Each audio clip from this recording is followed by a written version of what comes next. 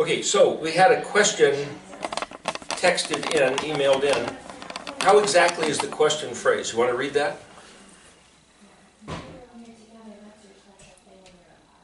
Let's see here.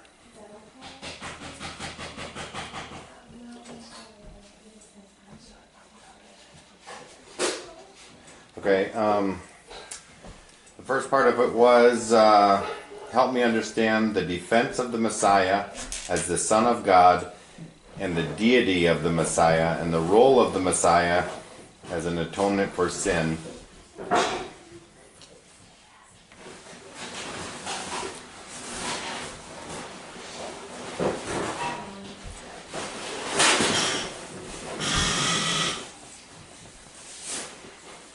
Okay, so that's, she's asking 3 questions. Is there something else of great significance in the next question that can be all wrapped up together? Well, the only other part of that question was where we responded back because she wants to know as the atonement for the sin and the way a non-Jew inherits any of the promises of Hashem to his people.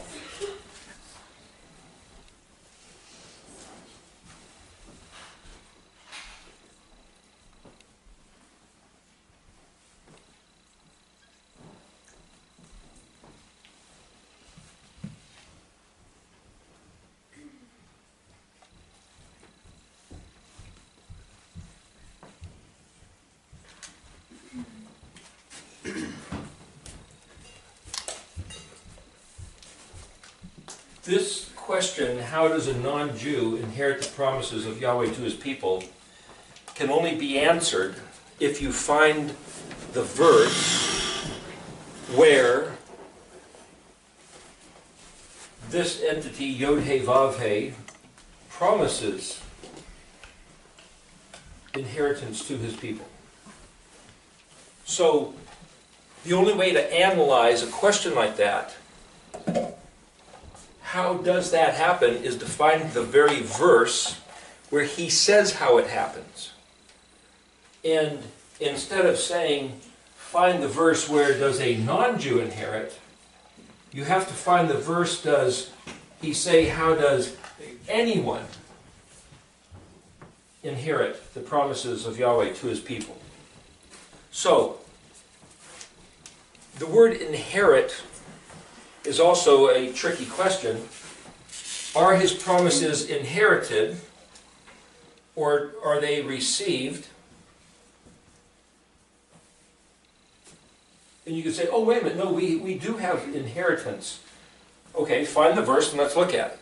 So, instead of answering that question directly and me giving a list of those verses, I would say, anybody who wants an answer to that question should find the verse, and then let's discuss the verse.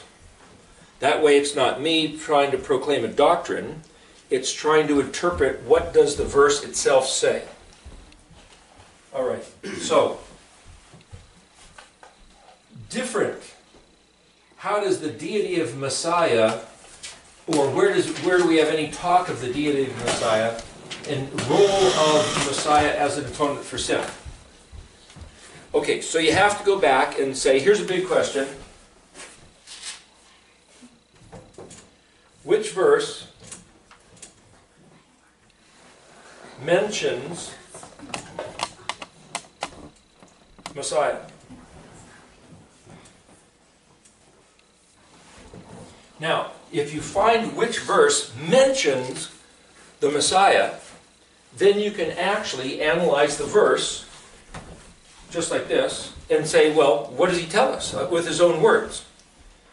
Okay, so I've heard my whole life that the Old Testament is full of prophecies which, if you look at Yeshua being born 2,000 years ago in Bethlehem, that fulfills the prophecy of the Messiahs, of the Messiah that was anticipated, and that in the day and age that he was born, there was great expectation amongst many people at that time all around Israel expecting the Messiah to be born because of the prophecies. Okay, so can you guys tell me which prophecies those are? I'll write them down. Well, Isaiah 53 is one that people use. Right. Well, but Isaiah 53 isn't about the Messiah. Okay. Now, it can be guessed or cryptically inferred that it was about the Messiah, but it doesn't say Yeah. the Messiah will come and do such and such. Right. Okay, Yeah. so what we need is to find the verse where the role or the nature of the Messiah, or even you might say the identity of the Messiah, being the Son of God, is actually foretold, that something along the lines of, behold, the Messiah will come, anything along these lines. The Messiah will come from heaven to earth. Let's say even perhaps telling us he'll be born of a virgin, and that he will do some wonderful things, and that he will be crucified, put his life down as an offering for sin, for our sins, so that we who believe in him, that's the role of an atonement, can receive forgiveness because he died on the cross, or died as some sort of sacrifice, in which case, when he resurrects, we in type resurrect with him, which is eternal life under salvation, a new type of creature, and that we can live in heaven. Okay, so there's a few key points. Let's say one of them is where did he come from? Now we're wondering about the Messiah. We're gonna list the verses which talk about where did he come from. So we need to see the verse that says he came from heaven to earth. Where did he come from? How? And that's the question of you might say, the virgin birth. And then you could say why, where it says that if we believe, then he functions as this role of the atonement for sin. And then you could say, how is he going to get here? Why, if we believe? And then you can say, well, how is it accomplished? Which is, of course, by the cross. So where's the verse that tells us that that's what's going to happen? And then we have to say, well, you might say the last part of it could be, well, then what happens? In the air. Such that the disciples said, as soon as he rose from the dead, they say, hey, are you now going to restore the kingdom to Israel? So then what happens is kind of like he's coming into the earth, he does a job, and then something else happens. Okay, there's a little flow chart. He has to come from heaven, we'll call this earth. Something happens, and you could say this something happens is the atonement for sin business, and then something else happens, which is what that's referred to. Okay, so where's the Bible verse? Now I've heard my whole life, Christian church, Christian school, that the forefathers of the faith, Abraham, Isaac, Jacob, Moses, Joseph, David, Abraham, anybody that was going to receive salvation in the past looked forward to the crucifixion and the redemption, and anybody since then, in you might say the Christian church era, looks back at that event. So that the focal point in the middle of time is Jesus dying on the cross. The older looked forward as we look back. Well, we can look back. Happened 2,000 years ago. The Romans nailed him to the cross, put up to it by the Jewish authorities. Where in the Old Testament does it say, which verse mentions this? Which verse either mentions the Messiah or mentions any of these factors? I'll write them down.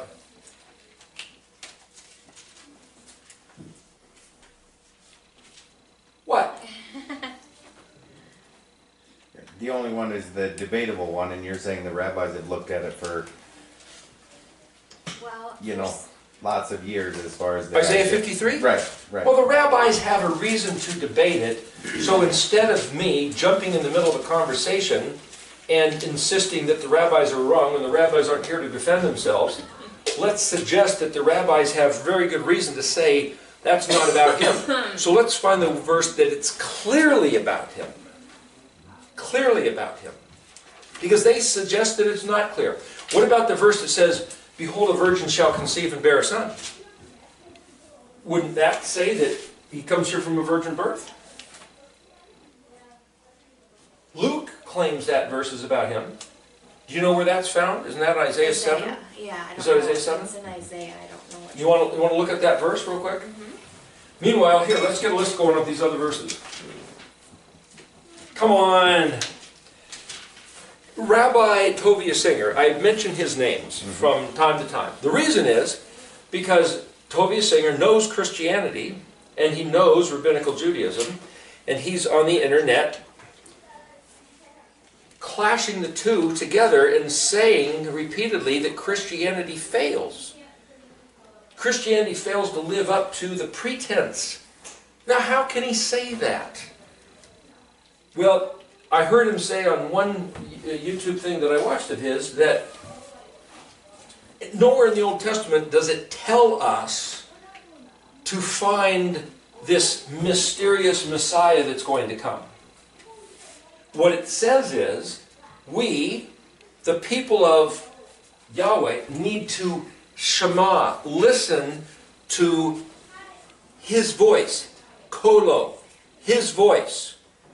We need to listen to his voice, guard his words, so that's listen is Shema, to guard his words, that's Shomer, and then to do what he instructs, that's Asha or Oseh. Shema, Shomer, Oseh. Listen to his voice, protect his words, and that word shomer also means to remove the dregs. If you make some tea and you stir it up and they've got leaves floating in it, to let the leaves settle down and remove the sediment through some sort of screen, that's what the word means. So if somebody has given us a bunch of weird translations and we try to filter through the translations to find the real essence of the real original meanings of the words, that's doing shomer. Then to do what the words say is the word spelled oseh or asha, depending on how you want to pronounce it, which is ayin, sheen, hey. That means to actually go about the business of doing what he said. Now, if you look real close at all the verses in the scripture, did you find the one about Isaiah, about the virgin birth? Lexi found it before I did. Okay, what's it say? Want to read it? 2 verses? Should I just start at the beginning? How many verses in is it? I think there's just 7 that I think are... Okay, go ahead and read all 7, sure. Now this is Isaiah 9? Okay, go ahead and read it, Isaiah 9. But there will be no room for her who was in anguish. In the former time he brought into contempt the land of Zebulun and Naphtali. But in the latter time he has made glorious the way of the sea, the land beyond the Jordan, Galilee of the nations. The people who walked in darkness have seen a great light. Those who dwelt in the land of deep darkness, on them a light has shone. You have multiplied the nations, and you have increased its joy. They rejoice before you as with joy at the harvest, as they are glad when they divide the spoil. For the yoke of his burden and the staff for his shoulder, the rod of his oppressor you have broken as on the day of Midian. For every boot of the tramping warrior in battle, tumult, and every garment rolled in blood will be burned as fuel for the fire. For to us a child is born, to us a son is given, and the government shall be upon his shoulder, and his name shall be called Wonderful Counselor, Mighty God, Everlasting Father, Prince of Peace. Of the increase of his government and of peace there will be no end. On the throne of David and over his kingdom, to establish it and to uphold it with justice and righteousness. From the time forth and forevermore, the zeal of the Lord of hosts will do this. Okay, but it didn't say who this guy was. Did you start reading in verse 1? Yes. But somebody else's translation would be different. It doesn't say this is the Messiah who's going to do this. What's the setup? Maybe read a couple verses before that from chapter 8. Does it tell us why this is going to happen or who this is about? Well, the chapter before this is called Fear God and Wait for the Lord, but I can read a few verses. Okay, go ahead and read like the paragraph before or something. Okay. Because it talks about somebody coming, but why? What's it referring to? I will wait for the Lord who is hiding his face from the house of Jacob, and I will hope in him. Behold, I and the children whom the Lord has given me are signs and portents in Israel from the Lord of hosts who dwell on Mount Zion. And when they say to you, inquire of the mediums and necromancers who chirp and mutter, should not a people inquire of their God? Should they inquire of the dead on behalf of the living? To the teaching and to the testimony. If they will not speak according to his word, it is because they have no dawn. They will pass through the land greatly distressed and hungry, and when they are hungry, they will be enraged and will speak contemptuously against their king and to their God, and turn their faces upward, and they will look to the earth. But distress and darkness and anguish will be thrust into thick darkness. And then it goes on to say, But there will be no gloom for her who is in anguish, the one I read before. it doesn't ever say that's about the Messiah. I mean, if it is, it's cryptic, but it doesn't say, okay, a Messiah is going to come. Is there any clues in the paleo? Well, the point is, and this is something that people like Tovia and some other people have brought up, why doesn't the Almighty himself, the guy who wrote these scriptures or inspired them to be written, just tell us plainly the Messiah is going to come? It talks about, behold, the virgin shall conceive, right? What virgin conceive what for what? It doesn't say the Messiah is going to come, you'll recognize him because he'll be born of a virgin, and he's going to live in Galilee. Why doesn't he just say the words? The Messiah will be born of a virgin. Okay, behold, the virgin shall conceive and bear a son. Okay, but it doesn't say it was the Messiah. Who was that? Somebody, I don't know who, but somebody did some research on this and mentioned that that was referring to something in the days of, I think it was King Hezekiah or Uzziah. If you have to go back a little bit further in the text, maybe to the previous chapter 7, and that it was like 700 years BC.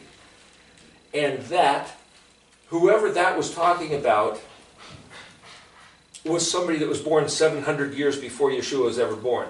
Now, without going through a whole bunch of analysis, which you could do on your own, but we don't have time for that right now. We're just trying to discuss this. That is debatable in the sense that somebody could say, well, you have to have cryptic information or a cryptic perspective of esoteric insight because it doesn't speak for itself and say the Messiah of Israel is going to be this person and do this stuff. And if you look in the Tanakh, it doesn't say, behold, his name shall be Wonderful Counselor, Mighty God. Well, that's what it says in English. But in the, I'll tell you, let me read you what this verse says. What is that? Isaiah 9 what? Lexi, what was it? Oh. Yeah, also, you can ask. So do you know who it's referring to when in Isaiah 11 it says, there shall come forth a shoot from the stump of Jesse, and a branch from his roots shall bear fruit, and the Spirit of the Lord shall rest upon him? Who are they talking about? That's a great question. Who is they talking about? So here's Isaiah. This is what it says here.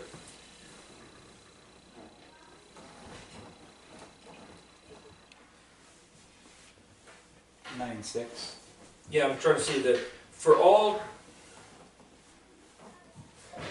This is what it says in the verse before that, verse 4. For all tumultuous battles are fought with an uproar, and the garments wallow in blood. But Sennacherib, they put Sennacherib's name in parentheses here, became a blaze and was consumed by fire. For a child has been born to us, a son has been given to us, and the dominion will rest on his shoulder. The wondrous advisor, mighty God, eternal Father, called his name Sar Shalom, which is Prince of Peace. You hear what this says? It's written completely differently. The wondrous advisor, mighty God, who is the eternal Father, called his name, which is that child, Sar Shalom. But your version said what? His name shall be called Wonderful Counselor. His name shall be called Wonderful Counselor. This verse in this text is 100% different. It does not say his name will be called Wonderful Counselor, Mighty God, Prince of Peace. It's not listing his names. What this version says is the wondrous advisor, who is the mighty God, who is the eternal Father, is going to call his name, this child, Prince of Peace, which in Hebrew is Sar Shalom. Now, when I first got this book, I was wondering, why do the Jews believe something different than the Christians if we're both reading the same book? To answer your question, John, you asked the other night, what do I mean things read different in English? Well, this is still English. English and English. Do you notice the difference? If I say, your name will be, and I give you 4 names, or I say, her name, which has 3 names, is going to call you 1 name. Well, who am I talking about now? Do you have 4 names? Or do you have 1 name? If she's the one with 3 names, why does one translation attribute all those names to you? Very wrong. Something is very wrong here. How do you know what's what? Who do you believe? And so when you say, why don't the Jews recognize that the one that the Christians say has 4 names is true? Because in this Jewish translation, the one called Prince of Peace is not the eternal Father. But in the Christian book, it says this one who is the Prince of Peace is also called Eternal Father. So the Christians say the Son of God, who is this Prince of Peace, is one and the same as the Eternal Father because of that verse, the way it was translated. You understand? That's a big problem. So, for me to say, let me solve the problem here, it's like, yeah, right. For 2,000 years, all of Christendom believes one thing, and all of Jews believe another, and I'm going to stand here and solve the problem? Why, that's a good challenge. Let me see if I can. I will in just a moment, seriously. I believe it. That's where you come up with this concept of deity of the Messiah, because right there in Isaiah 9, they're saying this, and I keep pointing over here just to make the illustration, calling you the Son of God, the Messiah, the Prince. Oh, wait a minute. It never did say we're talking about the Messiah, did it? Well, then who are we talking about? Prince of Peace.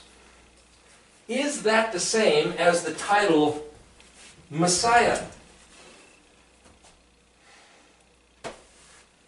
Is the Prince of Peace a human? Behold, a child is born to us. Well, he's born of a virgin, but wait a second. If you go and look at that word for virgin, where does it say the word virgin? A child has been born to us. I didn't see it in here. Oh, this is the wrong verse. It doesn't say virgin. It doesn't say virgin. Where does it say, behold, a virgin shall conceive? Isn't that Isaiah 7? Yes. Chapter 7, verse 13. Well, let's back up, because chapter 7 plays into chapter 9. Okay, remember I said that somebody said that it was somebody else? Okay. It's not Isaiah or Hezekiah. It's in the days of Ahaz, okay? Okay, let's back up to verse 3. Yod-Heh-Vav-Heh. It says here Hashem, but that's the name, and it's referring to the guy Yahweh. So anyway, he says to Isaiah, go out and meet Ahaz, you and your son, named Shir-Jashub, at the edge of the channel of the upper pool, at the road of the launderer's field, and say to him, be calm and fear not. Let not your heart grow faint before these two smoldering, spent firebrands. Now, what was happening, if you read it earlier, two countries are getting together. And they're going to come down and take over this other kingdom. And so this guy is going, oh, great. It's kind of like if the United States all of a sudden sees a war treaty, a war pact made between Russia and China. Now, all during the 1970s, that was the fear, that was the threat. Russia and China are going to get together and attack the United States. But we never saw it materialize.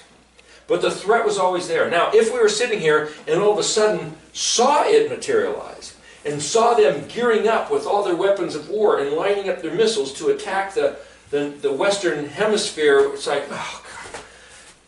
And then we start going, oh man, we're really going to be in for a struggle here. That's exactly what's happening in this verse. And this is where Yahweh speaks to Isaiah and says, go tell him, be calm and still and fear not. Say, be calm and still. Are you kidding me? Do you know how many soldiers and tanks and missiles it ships? Do you have any idea what is about to... Be calm and fear not. These two warrior armies are spent firebrands. They're like a firecracker with a fizzled out fuse that can't explode. Before the burning wrath of Rezin and Aram, and before the son of Remaliah, those are the two leaders, because Aram along with Ephraim and the son of Remaliah has counseled evil against you. So this is Ephraim, the northern kingdom, and Remaliah, I think that's from Aram, have said, let us attack Judah and vex it and annex it to ourselves. They're going to take it over. And the crown of the son of Tabeel is king within it. Verse 7, thus said my Lord Hashem Elohim, it shall not endure and it shall not be. So Yahweh is saying, the military battle plans that they have to join together and come down, it's not going to work. Not going to happen. Verse 8, for the capital of Aram is Damascus, and the head of Damascus is Rezin. 65 more years, Ephraim will cease to be a people. Now Yahweh is prophesying and saying, in 65 years, one whole group of this people you're afraid of will cease to exist. And the capital of Ephraim is Samaria, and the head of Samaria is the son of Remaliah. If you do not believe this, is because you lack faith. That's kind of weird. You'd have to look into that verse and see a little more stuff. But he's just saying, the thing you're afraid of, that these two are going to get together like they promised, like they threatened, like they've mustered their armies, they're going to come down and attack you and take you over. It isn't going to happen. In fact, they're going to disappear. And then he says, verse 10, Yahweh spoke further to Ahaz, saying, request a sign for yourself from Yahweh your Elohim. Request it in the depths or high above. It's like he says, listen, I'm going to prove this to you. Request a sign that this word of prophecy is true, that these two armies that you fear will come to nothing. And Ahaz says, I'm not going to tempt Yahweh. I'm not even going to go there. I'm not going to put out a sign and say, well, gee, if the sun moves back 10 steps, or if the penguin starts singing Handel's Messiah, then we go, oh, hey, penguins can't sing, and yet he's singing. It's like, I'm just not going to do that. Verse 13, Isaiah responded, "Hear now, O house of David, is it not enough for you that you scorn human prophets, that you scorn even my Elohim?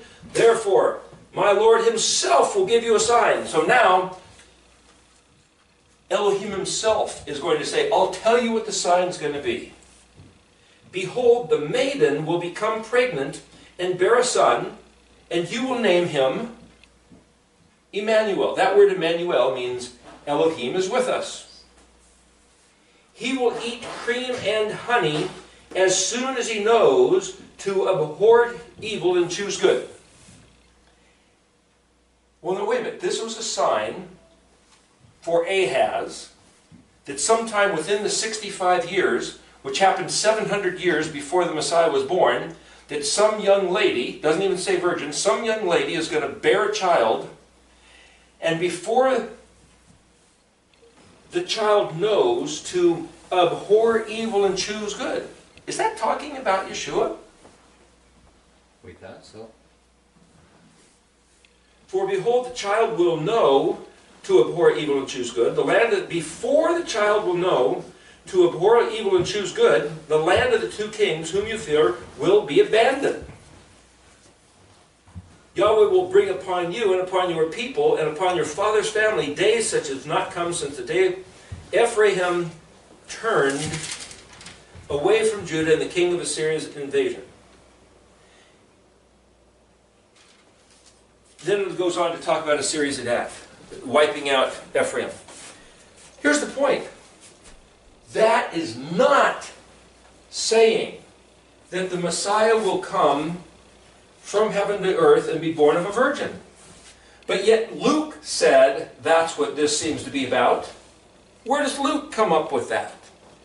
So the Jewish people who read this text, read these words, and say the Christians are nuts.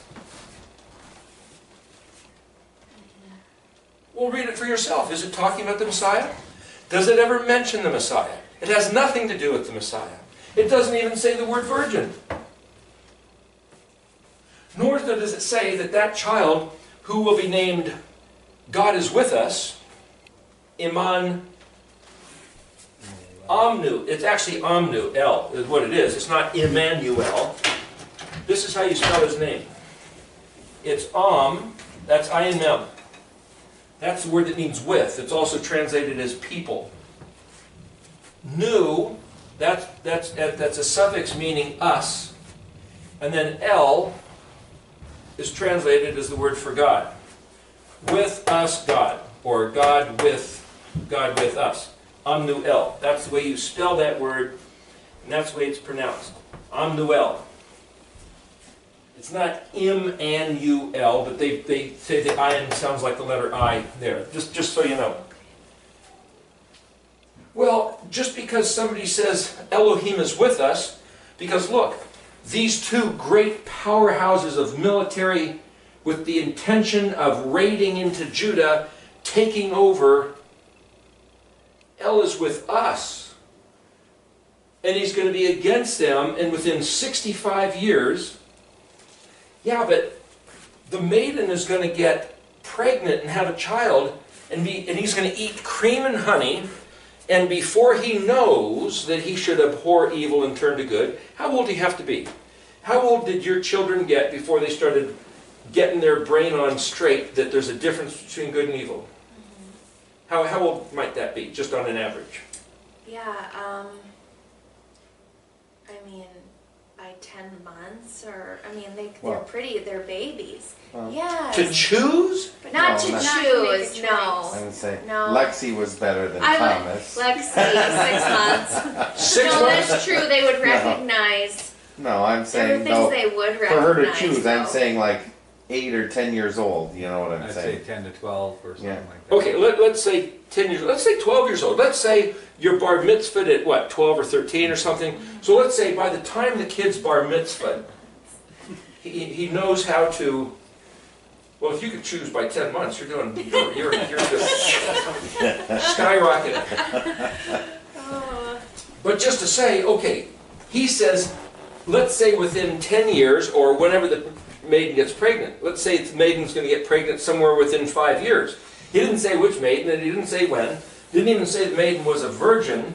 So in this version of text, let's guess sometime within the next 15 years, something was going to happen. And he said within 65 years, Ephraim was going to cease to be a nation. So then you got within 50 years, and Ephraim was taken over by Assyria in 721 BC. So that makes this approximately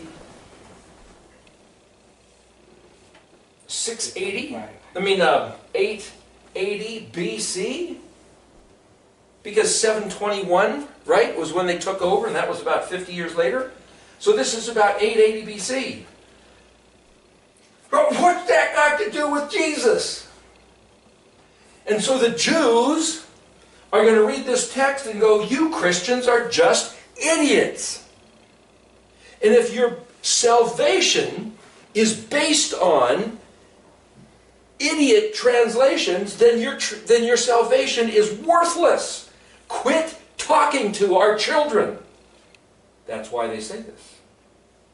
And then especially if we try to prove that Jesus is God, because it says in Isaiah 9, 2 chapters later, which is a reference of this very thing, doesn't say he's God, not in their translation. It says God is going to call this kid Prince of Peace. Didn't even say that the Prince of Peace was the Messiah. It's calling him this kid. And God reserves the title Eternal Father, Wonderful Counselor, and yet the Christian Bible, King James, translates it as being, oh, let's apply all those terms onto this human. And how in the world can you call a human the Messiah who is God?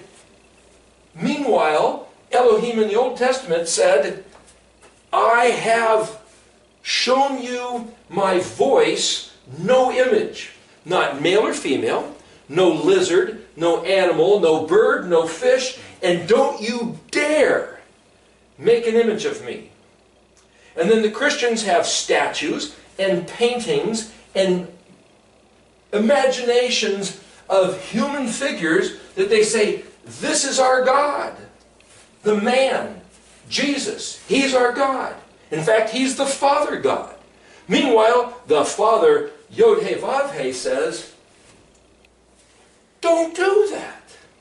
So then how can you convince a Jew to believe the deity of Messiah when all this stuff doesn't fit?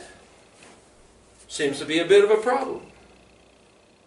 So how can you go and proselytize Jews to convert from their faith to something that looks absolutely heathen, blasphemous, idolatrous? How do you convince them to do that? This is the type of argument which I have to agree with, which I've heard Tovia Singer basically present.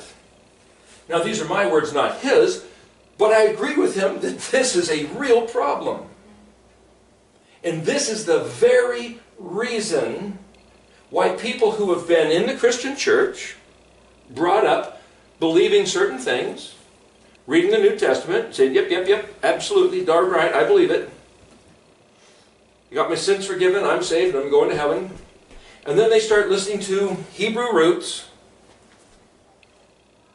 And then the Hebrew roots start looking at Jewish stuff. And then the Jewish stuff starts going, hey, there's a big problem here. And you go, huh, really? There's a problem? And then the Jewish stuff says, yeah, this stuff's a problem. And then they look into it and go, wow, this is a giant problem. Okay, that's it. I got to bail out on Christianity because it looks like a big dirty lie. I just showed you two places. Where does it come from? Right there. The two primary places that they used to qualify his messiahship, Isaiah 7, Isaiah 9, and all of a sudden I'm sitting here, you think I'm trying to shoot Christianity out of the sky like shooting ducks with a 12-gauge shotgun? It looks like that's what I'm doing. But I'm trying to show you where the problem lies. I'm trying to admit where the problem lies, so that if there's any question of why people jump ship from Christianity to Judaism, this is a very good reason. And then I'll address it in just a moment. But what I'm saying is, how would you counter this situation? Here, I'll complicate it a little bit more. Role as atonement for sin. In the book of Leviticus, specifically, you got Numbers, Leviticus, Deuteronomy, Genesis, and Exodus. That's basically history. Genesis is the creation of the world, and you've got Abraham, Isaac, and Jacob, and then you got the 12 sons, and then you've got Exodus, which is Moses bringing the Israelites, the 12 tribes, out of Egypt to Mount Sinai. And then you've got, okay, the book of Numbers, where they were too afraid to take Yahweh at His word, so they did not go into the land as was promised for their inheritance. There's that word inheritance. They should have gone into the land and received the promises, but they were too afraid, couldn't believe Him. So He says, okay, you got to wander around the desert for 40 years for the whole generation to die off, because they kept saying, He's not going to give us as He promised. He brought us out here to kill us. And then they asked this stupid question. When I say stupid, because it was rhetorical, but it was also stupid to even voice it. They said, was there not enough graves in Egypt that He brought us out here to the wilderness to kill us here so He could bury us in the desert? Yahweh said, He brought the Israelites, 12 tribes, out here into the desert to speak to Him, to open His heart and give them His promises, to take them into the land of Canaan and give them to take over and dwell in the land.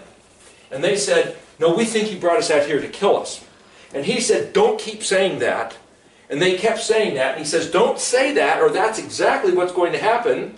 Don't say that again. And they went ahead and said it again. It's kind of like you telling your kids, don't do that or else. And they go, or else what? And you go, yeah, yeah, yeah. And they do it again. He says, okay, that's it.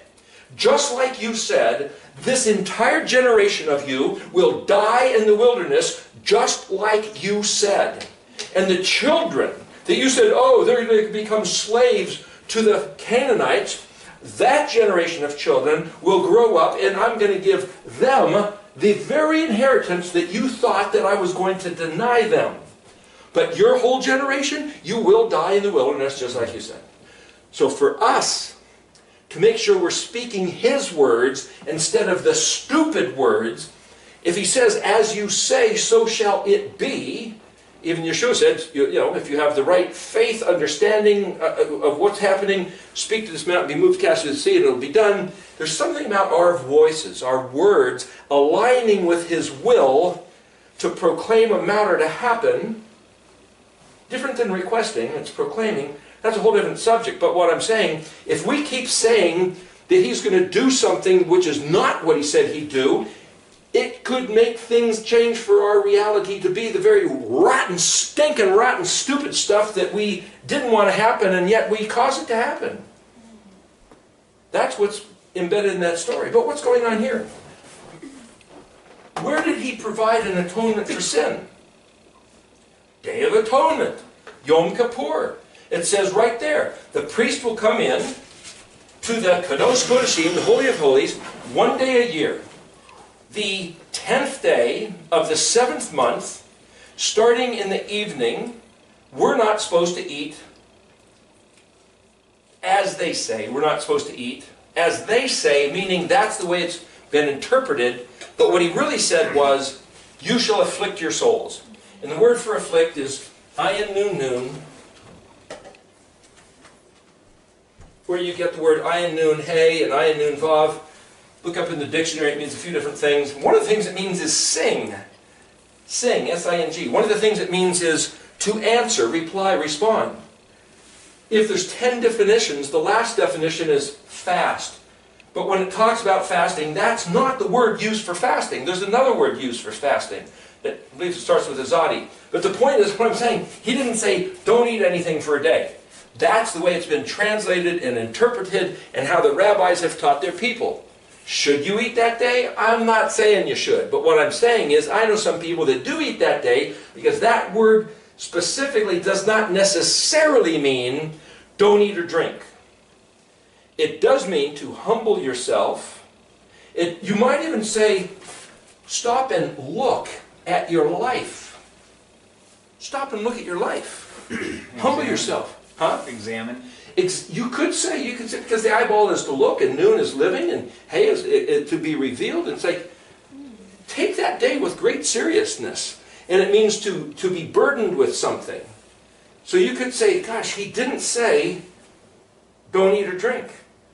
But the teachers, the sages from the ancient past, have interpreted it as instructions to the people, don't eat or drink, and don't sleep, and don't even go take a shower and bathe yourself, and don't even comfort yourself. Even if you have to agitate yourself, burden yourself, and ponder your life.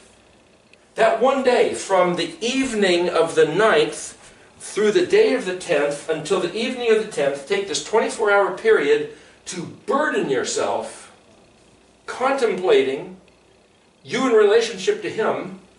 And then, in the land of Israel, the high priest, the Kohen Hagadol, was going to take these 2 goats, and one of them they're sent off to the wilderness, the other one they kill it, and they take the blood and they sprinkle it on the Ark of the Covenant. And that was going to be an atonement for the sins of the people of Israel. Now, you read the new, and he said the word atonement there is kapor. It's kaf, pei, resh. And that word kafar, kapor, means to cover, atone for, forgive, pardon. If you commit a crime and you do your time and now you're absolved, you're absolved. If you have to pay a fine and you pay the fine, okay, it's done. If the governor says, hey, I will give you amnesty, it's covered, it's done, it's washed away, no more will it be held on your record, it's no more held on your record. But yet you look in the New Testament and it says, well, not really. This word kafar doesn't really wash away your sin. It just kind of blocks it for a while, and only when the Savior comes and dies, then your sins are absolved. Then they're atoned for. Is that true?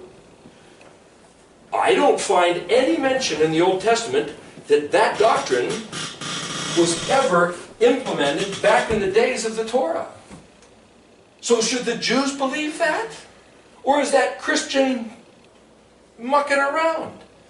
If Yahweh gave His people of Israel a day of atonement, Yom HaKippur, to cover their sins, atone for their sins, wash away their sins. The word kafar also means to wash away, to wipe away. Then why in the world should the New Testament church say, well, that doesn't really count? You need another, let's dredge up all these things and say, well, now it's being handled because the deity of the Messiah atones for our sins. So the Jews look at that and say, how do you figure? Well, because He was the Passover lamb. Here's another problem. The Passover lamb that takes away the sins of the world. But guess what? The Passover lamb was not a sin sacrifice. It had nothing to do with the sins of the world. So for the Christians to say the Passover lamb takes away the sins of the world, that's nonsense. It was the day of Yom Kippur goat that took away the sins of the people of Israel, not the sins of the world. The Passover lamb goes back to the Passover, the first Exodus. So here we are eating unleavened bread, remembering the Exodus. And so this is a pertinent subject. What did Yahweh say? He said, the firstborn of man and beast, all are my personal possession. They're mine. I own them. And then He says, tell you what, say to Pharaoh, Israel is my firstborn son. But wait a second. He already said that the firstborn of man or beast, whatever opens up the womb, is his personal possession. And now he's claiming Israel as his personal firstborn son. So he reserves the right to claim whatever's his because he's the maker of heaven and earth. And if he says the firstborn are all mine, and Israel is all mine, and then later he says, I think it's in Isaiah or Jeremiah, he says, Ephraim is my firstborn son. Maybe that's in Ezekiel. Ephraim is my firstborn. He's claiming the firstborn of all, man and beast. He's claiming all of Israel, and he's claiming Ephraim, all three categorized as his firstborn son. But that's another subject, another study. But he has the prerogative to do that if he feels like it. And then he says to Egypt, you let my people go, or I'm going to kill your firstborn son. Why? Because they're his. He then tells Israel, paint the blood on the doorpost. And I just heard somebody the other day said the blood wasn't on the outside, it was on the inside. And it's like, I don't know, whatever. The blood's on the doorpost. It drips down, it's on the threshold. And when the angel comes by, the death angel, well, then I heard somebody else say, well, if you look closely, it's not the death angel, Yahweh himself, it says. That was in the Haggadah. We read it at Passover. It wasn't an angel. Somehow Yahweh himself came through the camp and killed the firstborn Egyptians. The only way to know what that says is to go back and read the story. I'm just telling you, hear these different voices. It's like, all of a sudden, it's like, I don't know what to believe. Did Yahweh himself walk through the Egyptian cities killing the firstborn of man and beast on that night? Or did he send one of his angels and said, take care of business, and I'm the guy taking the responsibility? You get different interpretations depending on who's reading and who's writing the story. But nevertheless, did he kill the Egyptians because they were dirty, rotten sinners? Did he kill the Egyptians because they didn't have the blood sacrifice represented on their door? It's not what it says. He says he killed the Egyptians because they were his personal possession. And he was trying to make give a message to the Pharaoh saying, I'm going to take my stuff away from you. He never said he was going to kill the Egyptians because they were unrepentant and unatoned for sinners. So, if Jesus dying on the cross is a type of the Passover lamb who takes away the sins of the world, then it doesn't work because the Passover lamb didn't take away anybody's sins. So the Jews who read the Bible, if any of them happen to, they can look back at this and say, you Christians are making more stuff up. Big problems. Another reason to bail out from Christianity and go back and observe the day of Yom Kippur, as we were told, with the goat blood instead of the lamb blood. It's like, boy, man, we're getting in pretty thick. We're getting in pretty big trouble here. Where's the role of Messiah talked about as atonement for sin? Where's the deity of the Messiah ever claimed? Isaiah, 7 or 9? Son of God? How many times did Yeshua claim to be the Son of God? Do you remember? Even in the New Testament. Can you name me a single place where Yeshua said, I'm the Son of God? What did he say? Son of man? Well, gosh, isn't there a difference? I am the Son of man, or I am the Son of God? If he kept claiming to be the Son of man, repeatedly, didn't he? Yep. Then how come we tell everybody that he claimed to be the Son of God? I was just going to say, maybe because he didn't refer to my Father always works, or... I just mentioned that Yahuwah himself claimed that Israel was his firstborn son, that Ephraim was his firstborn son, but that he claimed all the firstborn as being his own possession. Being your own possession and being your firstborn son are two different things, but he claimed that all of Israel was his firstborn son and that Ephraim was his firstborn son. So, is that the same as Yeshua claiming to be the Son of Man is equal to being the Son of God? I mean, if you sit there and say, what does it mean to be his son? But then why would any rabbi get bent out of shape if he says, hey, I'm the Son of God and so are you? Where's the problem? Words. It's all about words. Spelling of words. So now I set up, what do we take, a half hour, 45 minutes to stir up a whole hornet's nest of trouble?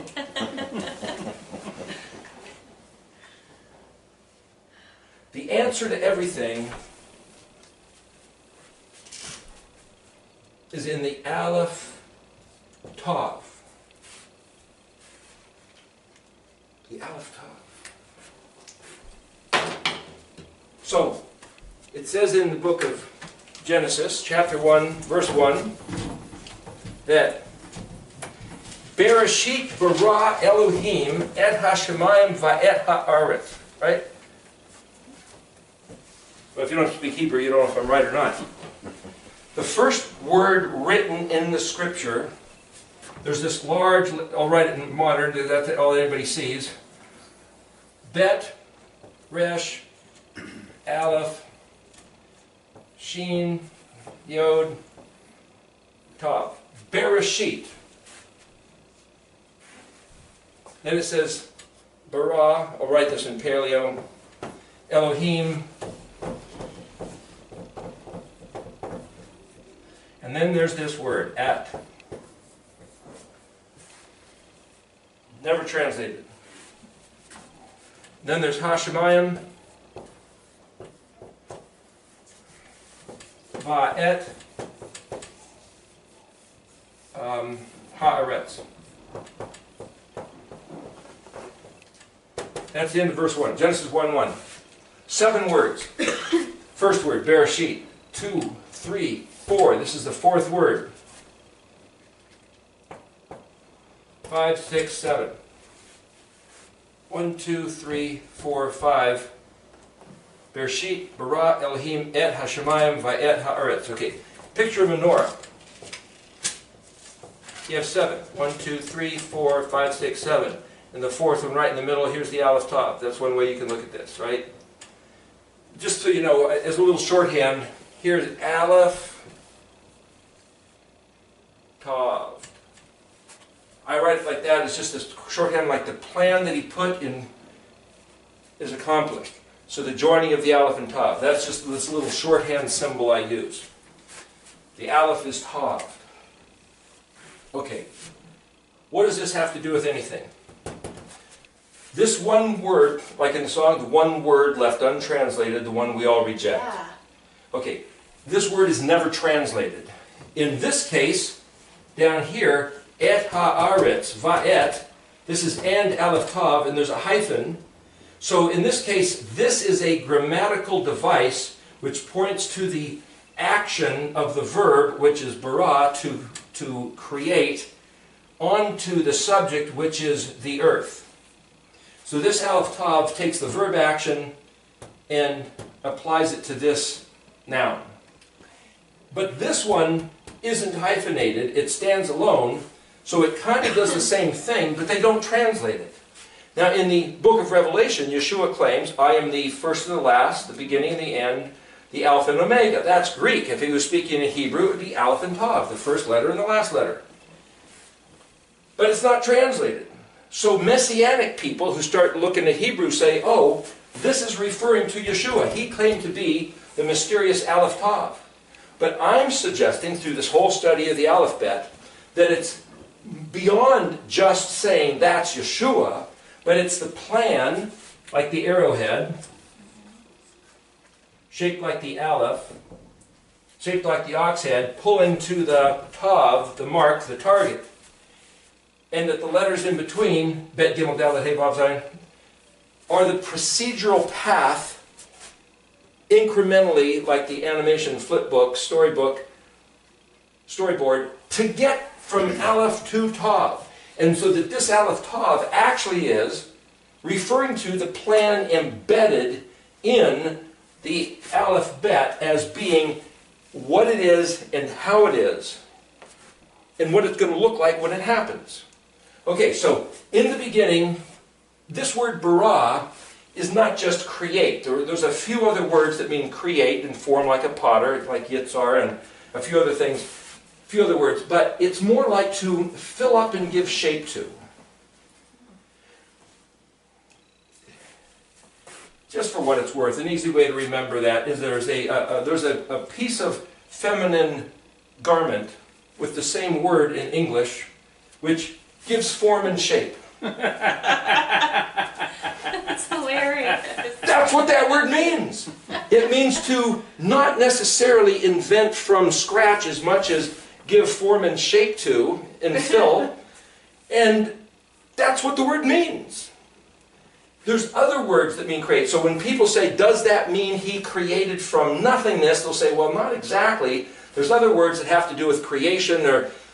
I'm just saying, if you start studying words, you'll find that this is where people get this concept. There was a pre-existing world, antediluvian, I think you might call it a prehistoric, where it happened and it was happening, and all of a sudden he wiped them out and then rebuilt it.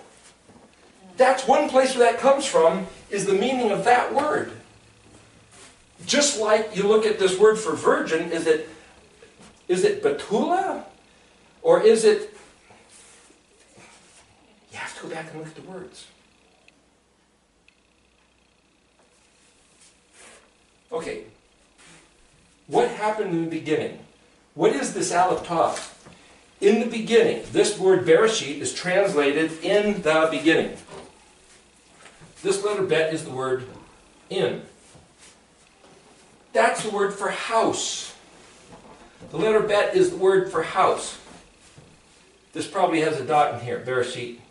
So it's pronounced as a B instead of a V. This letter Resh, if you look at the pictographic, is a head. This letter Aleph is an ox. This letter Shin is teeth. This letter Yod is hand. And this letter Tav is a sign. Like the Tav here, which is almost like a target. Or it's a sign of the covenant, which is the agreement of the covenant. So we'll just write covenant. Okay. So, as Michael Brown is talking, you can't look at the symbol of the letters and make any sense of the word. I will differ from him and say this. In the head, what head? The concept of Messiah, regardless of who it is, regardless of whether it's a nation, or an era, or a person. Moshe was sent as a savior. David was a savior. Joseph was a savior. Abraham. But they're in formats of saviors. They're also Messiah roles. And the Jews happen to believe, even today, that the Messiah is not necessarily one person who would come at one point in time and be the Messiah, but that each age or each people group at any time, that if they appeal to Yahweh and if they behave according to the standards required of them, He will send a Messiah, a Mashiach, for that people at that time. So they believe in numerous Mashiachs. But if this is the big house in the very beginning, and out of the house steps the head, then I might infer that this is the head Messiah, the chiefest man, the Prince of Princes, King of Kings. This Messiah head maybe is the subject of all other matters referring to such a concept.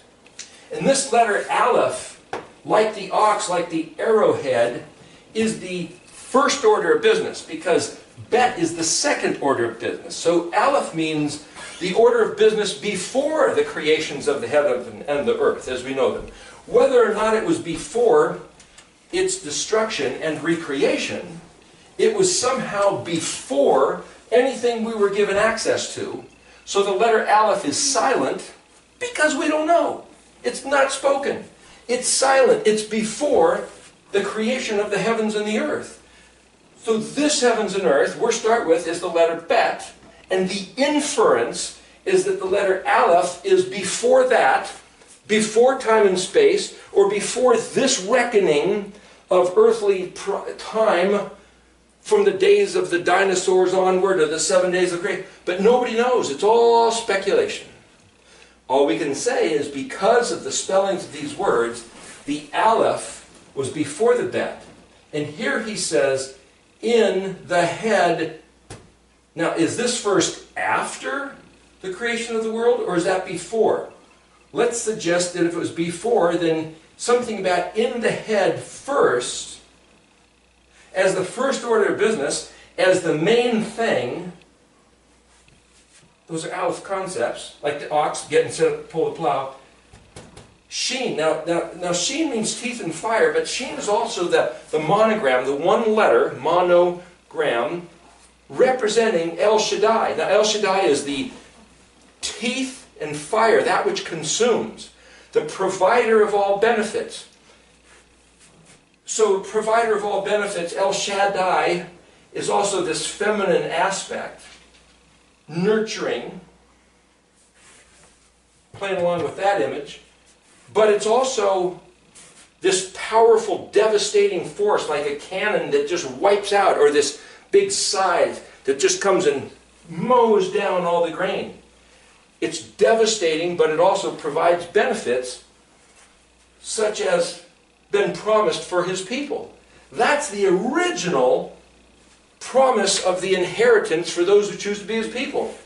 El Shaddai promises by his hand, according to covenant, that he is going to wipe out the enemies and provide all the benefits. And that's the first order of business that was incorporated into this notion of a Messiah.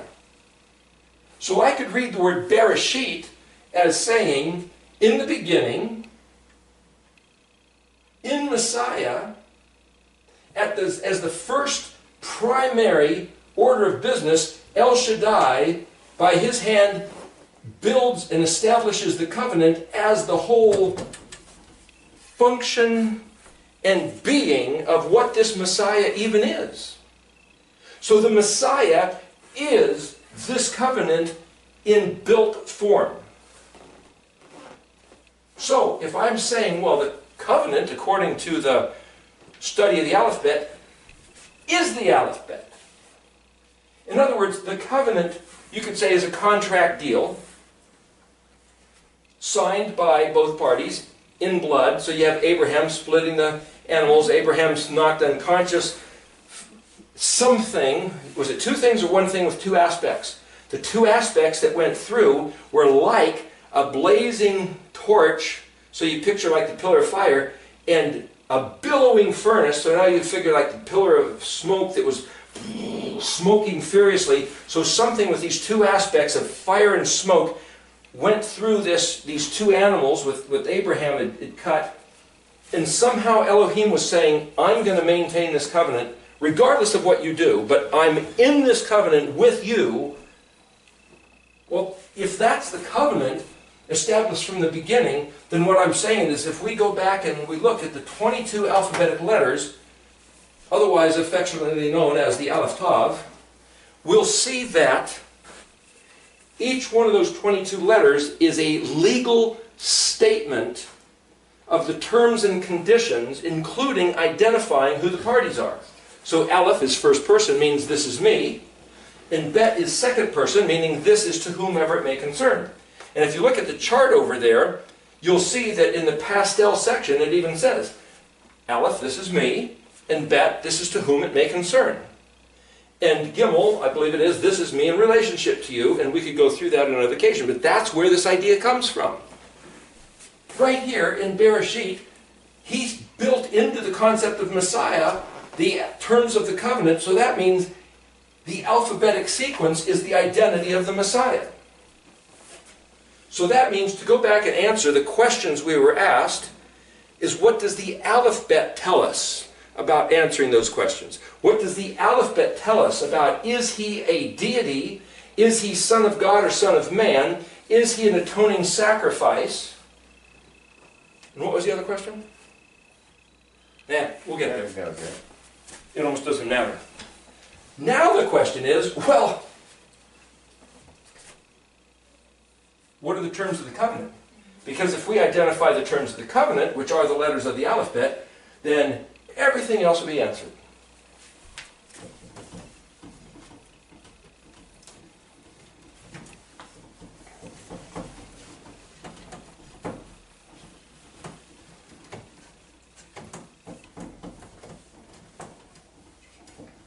Okay, so we have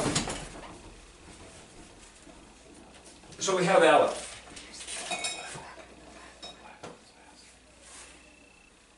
Aleph is the silent letter, it doesn't speak. But it speaks in the other letters. So just for us, you know the story, Dr. Seuss story of the cat in the hat. The cat in the hat has a big giant hat, black and white stripes, I think it was. Red and white stripes. Red and white stripes. He pulls off his hat, and inside's another cat with another hat. and his hat's a little smaller. But he steps out, and that's cat B. First cat was cat A, then we get cat B, then cat C, and cat... That's the Hebrew alphabet, right there. So in the aleph is all the other letters. So aleph is silent, but it expresses itself in other letters. The first letter it expresses itself with is bet. Bet expresses itself by gimel. Gimel expresses itself by dalet. Dalet expresses itself by hay. So forth and so on.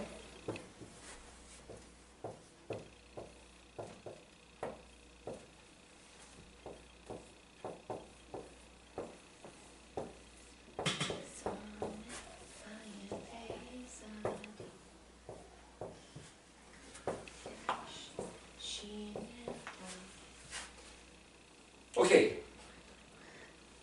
so if we say the first order of business is, who is God? And if I said everything is going to be revealed in the Aleph Bet, then I could say, well, he has to tell us who he is, because we have no means of determining that. Other than the fact that if Aleph is silent and the entire universe starts with Bet, then this letter Bet basically is house or in, which is, so I can call that the universe. Or I can call that matter because it's a house. So Aleph is on the other side. If this is the creation event, I'll say that here, this creation, this is the creation event. So Aleph is the guy on the other side. Silent, we don't know. We see Bet, we see the universe, here we are. And who put us here? The silent voice put us here. And he said, I created this place. Do not make an image of me. Not a man or a woman, male or female. Not an animal, a bird, a fish, a reptile. No image. You heard a voice, only reference voice. Well, voice is words. So it's completely legal for us to mess with words, but nothing else. But if I sit there and say, well, this is an ox, so let's represent him by an ox. That's what they did on Mount Sinai, and they failed. They blew it right out of the gate because he said, no image. So there are people, just so you know, who think that the Paleo-Hebrew is perverse, vile, pagan symbols, heathen symbols, idolatry, because that's an ox and that's a camel. There's a fence, there's a fish hook, there's a mouth, there's an eye. Ah! There's a fish, there's a... Well, that's not what this is about. This isn't about pagan Canaanite deity symbols. But that's what I've heard people accuse this of. So anybody who thinks that Paleo-Hebrew is a bunch of bad stuff, you're looking at the wrong Paleo-Hebrew. If the Aleph represents the creator of the heavens and the earth, who only speaks by what we see, even the scripture says the glory of Elohim is seen in the heavens, right? The heavens declare the glory of Elohim. So what is made speaks for the maker. That's all this is. Okay, so what is Gimel? Gimel is the letter with a foot. The modern Gimel has a foot. And so they even say the Gimel comes from somewhere, going somewhere, so the Gimel is in motion, so this Gimel is a verb. So this Gimel is a sent one, because the word for to send out is the word shalach, which would be shin lamed het, shalach. That's to be sent. That's the sent one. So something about the Gimel, this letter with the foot, is coming from where? Well, if we were to call by a default needing to use a noun to describe, we could call Aleph father. As a matter of fact, in Hebrew, the word written father is Aleph Bet. So we could say, well, why is Aleph and Bet the father? Because he's the strength of the house. That's a Frank Seacon determination. Aleph, strong like an ox. Bet, house. The strength of the house is the father. That word Av apparently is also, when I say apparently, some people have said, and makes sense to me, you see this center post of this lamp, and it's holding up the lampshade and providing a place for light. So this center thing is the Av. The thing that covers over is the Bet.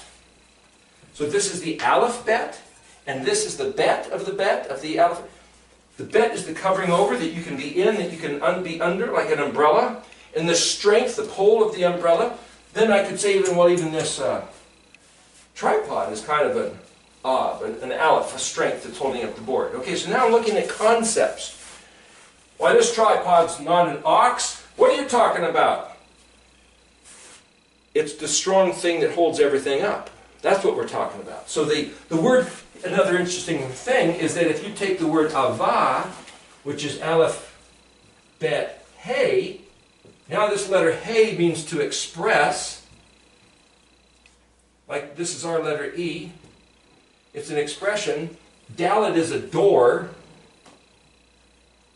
So as we were talking before, that because this door is available, I can go from this room into that room. This door is an opportunity to change, to move, to be somewhere else. Being given the opportunity to change is the same thing as a choice. So man was given choice right out of the gate. So I could say that Dalet as a door represents choice.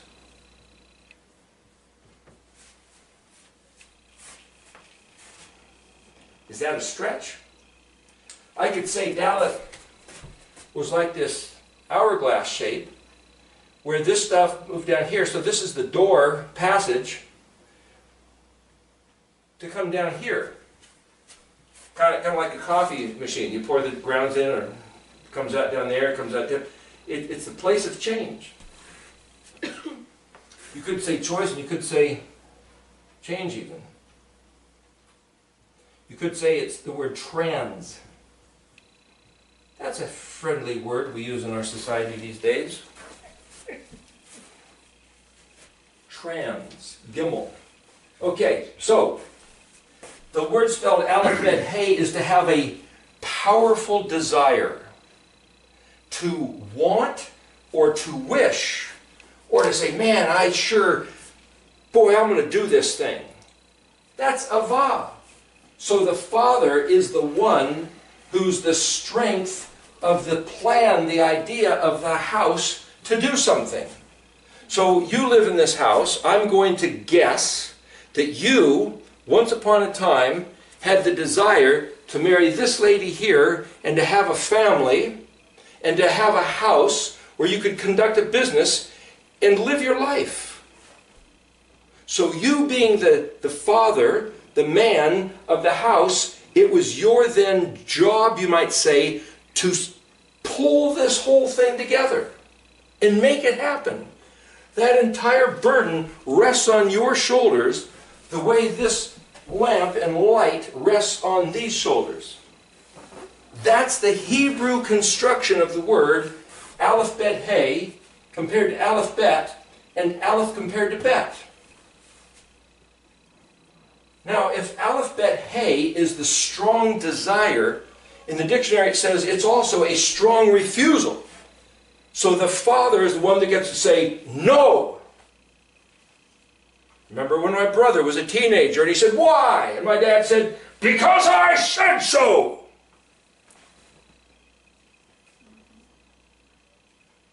That's the end of the matter. There was no other conversation. That's what this word means. The ruling voice of the authority with no other explanation. Now, if my dad had wanted, he could have told my brother, let me tell you, son, if we do it this way, there's health, wealth, and prosperity. If we do it that way, there's shame, disgrace, loss, poverty, injury. That's why we're not going to do it that way. But because my dad just pounded the table and said, because I said so, me being the second oldest was like, yeah, I think I just learned a lesson here. Don't even ask. Wasn't necessarily a good thing to learn. It was a good thing in one way, but not a good thing in another way. I'm simply trying to describe what father is. Now, what is bet? Well, bet, universe, matter, creative event. This vav is the number 6. And they say in the book of Revelation, and wherever that comes from, that 6 is the number for man, 6 is actually a nail or a hook, but a bridge, we went over this the other day, a bridge connects one side of the river to the other side of the river. So that's the same as a nail or hook, or that which attaches, and you can even see it's drawn. This over here is attached to this over here by means of a connector, a bridge, a nail, a man, a bridge, which could even be some kind of linkage. Why, you could even look at the drivetrain of your car. You could look at the U-joint and call that a type. You could look at every little piece is a type of valve. So the whole thing is a bunch of valves hooked together from the wheels to the motor. Zion is a weapon. Het is a fence. Tet is something round. Yod is a hand. Kaf is this is a working hand, this is an open hand, this is a shepherd's staff, this is water, this is something that jumps out of the water, so they call it life. Nun is something that jumps out of another environment. Samik Ayin Pei, this is a trellis, looks like a backbone, looks like a tree, looks like a vine with branches. This is an eyeball, this is a mouth, this is a sprout. Kuf is the back of head, Resh is the head, Shin is teeth and fire, that which consumes, and Tav is the mark or the sign, the end. So here we have Nun, this letter that jumps out of Mem. So if I take the word for son, we were talking about the son of the Father. That was the original question. Son, Bet, Nun. So Frank Seacon discovered or saw or heard somewhere, or it came to his enlightenment, that this word for son, S-O-N, Nun is life, or the living thing that jumps out, and Bet is house. Okay, so the life of the house is the son. And in Hebrew, the word Benim, or B'nai Elohim, is the children of Israel. So even if you have the word B'nai, you could say, well, the Yod suffix means my. So you could even say, well, this is my here, which means that these 10 letters is, if Aleph is first person self-referential like I, or I am, or I will, and my, this could also be myself, then these first 10 letters speak something about the Father's will, the Father's personal regard, what He's going to do or what He claims is His own. But son is the life of the house, who is born in the house and jumps out of the house.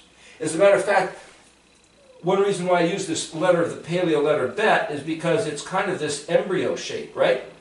When you have cell division, mitosis, it forms the brain first with the eye, and then it forms the backbone, and then the arms and legs come off it, and the tail, and what. But that's how all the mammals, all the fish, and even the birds are all, or even the reptile, it forms with this embryo shape. So if I say this is an embryo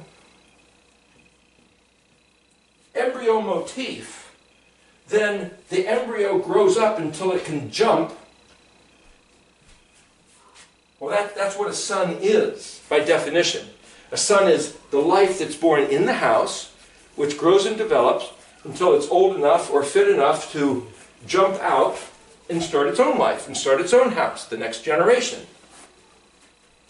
The interesting thing about Ben is that if you put a Yod in the middle, Bean, does anybody know what the word bean means? Did you ever see a show called Romper Room? That was when I was a little kid. And she said, let's put your thinking caps on. And it was like this concept of this, kind of like a yarmulke, and it had a little propeller. It's called a beanie. Yeah. Beanie. If I said bean, beanie, that would be Hebrew. This word bean means to think, to consider, to measure, to evaluate the difference between this and that. And so beanie basically means my thinking. So when the little propeller is going on, when you're wearing this hat, or a little thinking hat means, let me think about that. I'm thinking, you know, the little engine's running and the propeller's turning. It's Hebrew. Just for what it's worth, so is doing hokey pokey and duck duck goose. Those are all Hebrew words. All these little kids things. So here you have, wait a minute, okay, being means to think and to try to figure out how things are built. Bana, if you put bet nun hey, it's the word for construction. So to build a house is construction. If we say, well, the word bone in English, B-O-N-E, that's like looks like this picture here, the spine and the ribs, that's the structure that gives something a shape. So if I was to write bet vav nun, that sounds like the word bone. So there's also these words in here about how do you build something with a certain structure. Well, what is the bet of Bereshit? The universe built with a certain structure. So what is the sun? The ben. The ben is the material composition built with a certain structure in the universe that can be being thought about. Can you think about the invisible silent Aleph, who by definition is so infinite that we can't even comprehend who he is, how he got there, what happened before he built the earth, what did he do 80 jillion years ago, and 80 jillion years before that, and then 50 jillion years before that. What was he doing the whole time? Twiddling his thumbs? Well, he would have had to create himself thumbs to twiddle. To create himself thumbs to twiddle is bet. That's the object. If he didn't create a universe or any thumbs to twiddle before he did that, what in the world did he do for all those billions, zillions, jillions of years? Nobody knows. It's the big silent Aleph. All we know is all of a sudden one day,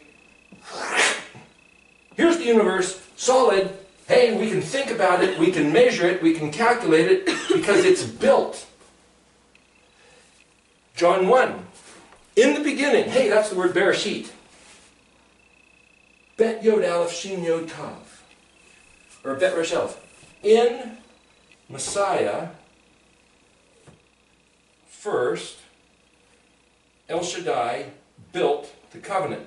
So if this is the covenant, then this word was the first thing he built and put it in Messiah, and then it says, and everything that was made through this word. So this word acts like a lens. In the will of the Father, the Va, projects through this word, and out comes the entire physical universe. And then this word itself jumps into itself because it's like this transmogrification lens. Transmogrification is something which changes this into that, which is a Dalit concept. This turns into that through the door, which is itself this word. This word is the door. This word is the door of transition for the will of the Father to become the physical universe. And then this word itself comes out the other side as a human being.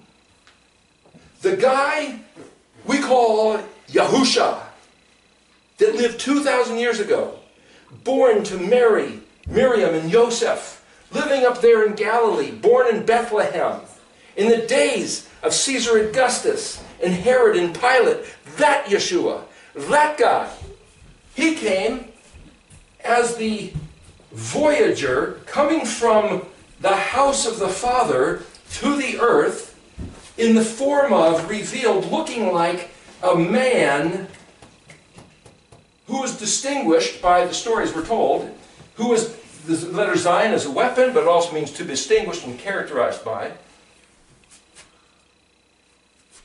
The letters of the alphabet contained in this whole thing right here. And he would be put to death by the Roman weapon and thrown into a tomb, this big fence, and a big round rock, rolled in front of the door, which happened to be at that time the way they did things back then. We don't necessarily do things that way now, but this guy came at the particular time when that happened, and then the Roman seal was put on the big round rock. But yet he said, no man takes his life. I myself am responsible for this. So I, the first person proactive, this is my... There's Aleph through Yod. So I can read the Hebrew alphabet and say, whoever this is talking about is the guy identified by this resh of Bereshit, that this Sheen of El Shaddai established as the covenant Tav of the first word Bereshit that existed before there was a universe or any man to make up a religion or a government or a philosophy or try to make sense out of anything else. So then I can say, well, how do I really know that was Yeshua? Mr. Pilate said, behold this man. The Jews said, will you please torment this guy for us? He claims to be King of the Jews. Well, the interesting thing about the letter Zion is not only does it mean weapon, it means to be adorned by weapons. It's also some symbolic weapon by which a certain person is designated as special. So, for example, the word for this, to point at something, in Hebrew is spelled Zion Hey, which is to say, this thing, look, I'm shining at this, but it's also spelled Zion Aleph Tav. So to point Aleph Tav of this, this is like an exclamation point saying this. And so for the other way to write the Paleo Zion is like a plowshare. These are spikes at the end of this thing dragged. The other way to write it is to just look like this. It became our letter G, which is like disc plowshare, that if you pull that direction, it leaves furrows in the field. It's the seventh letter, our letter G. And the point is, if you have an officer with a special hat with something shiny, it's like, oh, he's the officer, he's the important guy. If he has a ceremonial sword, it's like, oh, he's the officer, he's got the fancy sword. To be adorned with weapons. You ever heard of Xena, the warrior princess? You ever watch TV from back? Mm-hmm. Xena is that female feminine way to say Zion, with a hey suffix, Zayna, Xena. It's the same word, to be adorned with weapons. So she's all fancy with these special stuff, and it's just a TV show. The point is, that means to be adorned with weapons. This guy, well, how do we know that's really Yeshua? The word in Hebrew spelled baged, literally, in the dictionary, it means to deceive, betray, beguile, act treacherously. What? Am I saying the guy's a fraud? He's a betrayer? It also means to be cloaked, camouflaged. To be cloaked. You know the Star Trek thing, the cloaking device? So you can't tell where it is. It's to hide. It's to come in disguise.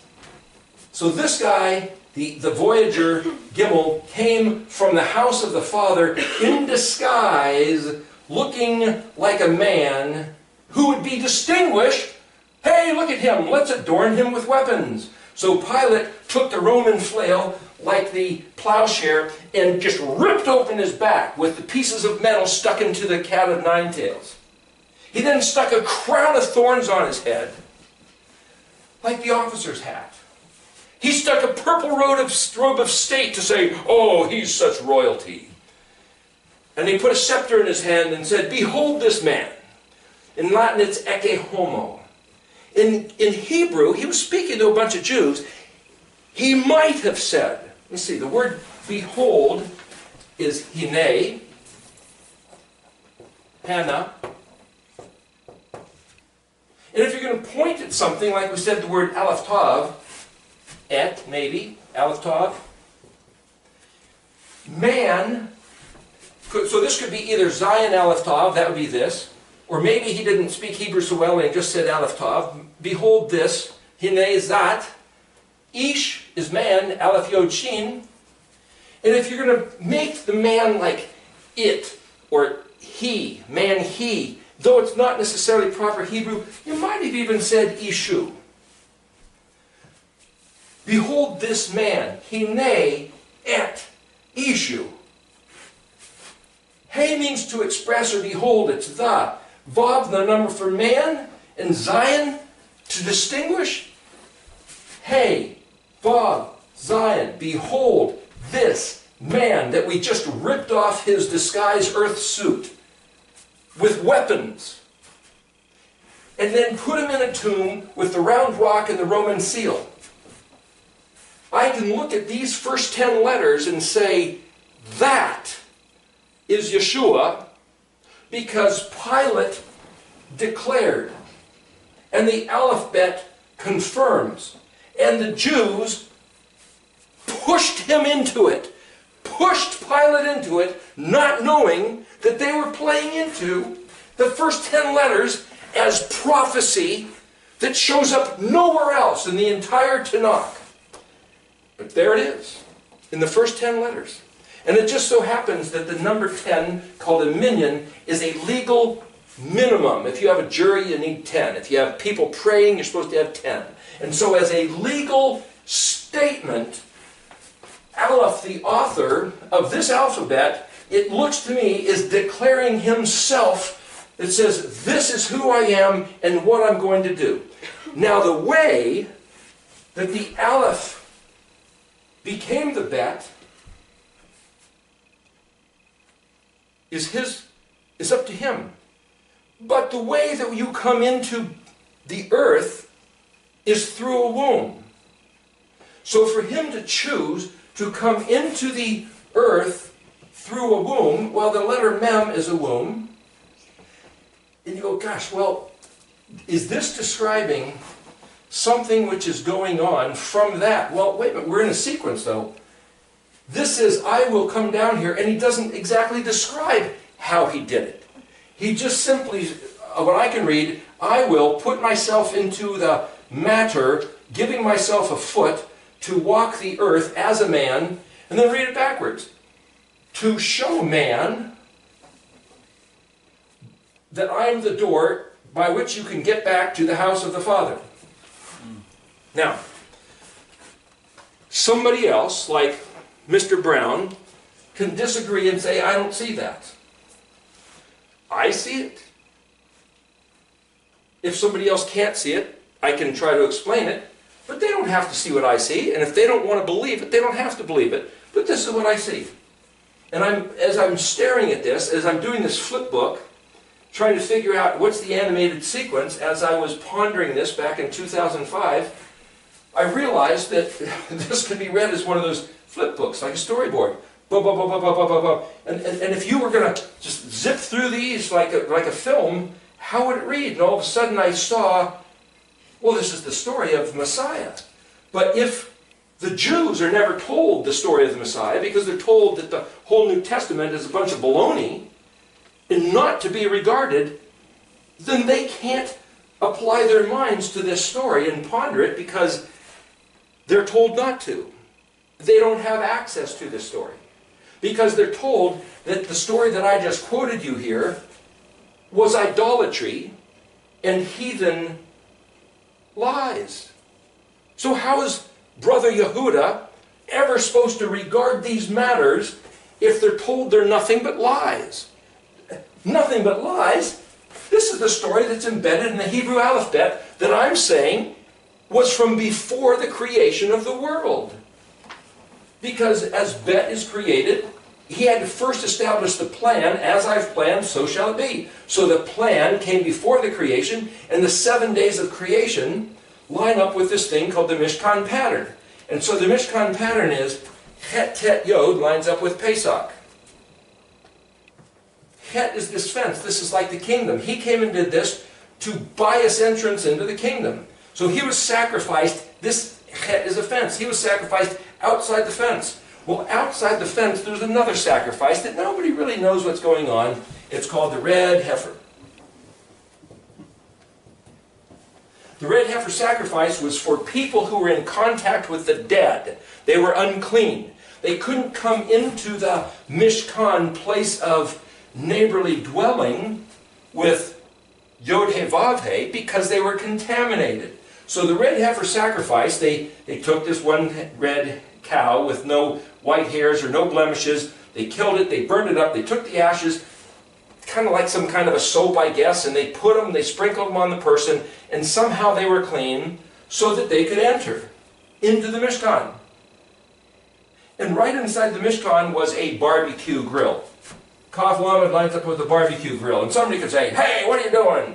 If that's the fence, then how come that's not the barbecue grill? How come you're saying that is?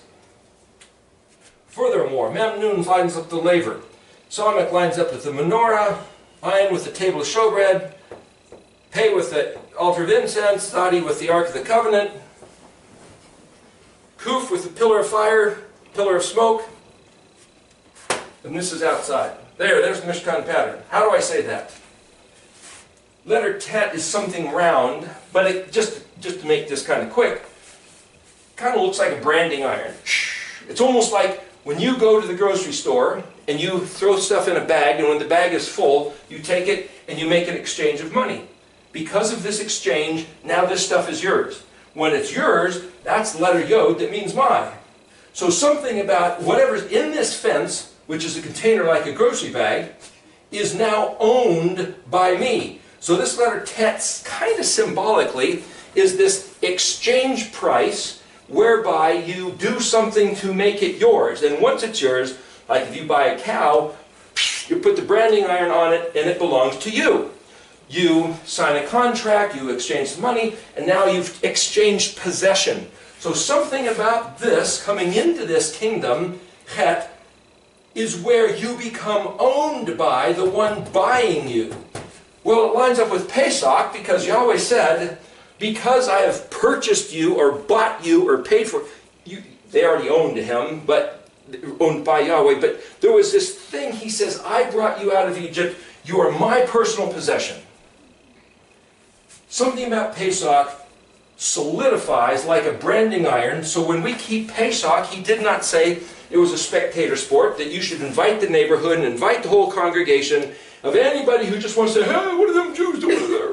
It's not about the Jews, it's about Israel. If you're his people, you have a family gathering, or maybe you have a couple other families, whatever you can eat that one night, and you get together, and this is a somber family, personal possession occasion of regarding that Yahweh is our Elohim, and we are his people, and we together are one family, which is the word Ayin Mem, Am Kadosh, Amim Kadoshim, the holy people.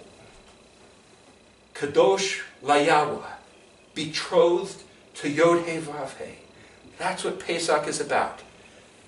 So this man being put to death, his earth suit and disguise being torn off and thrown into the tomb, was to buy us entrance back into the kingdom because we've been out in the darkness in touch with death.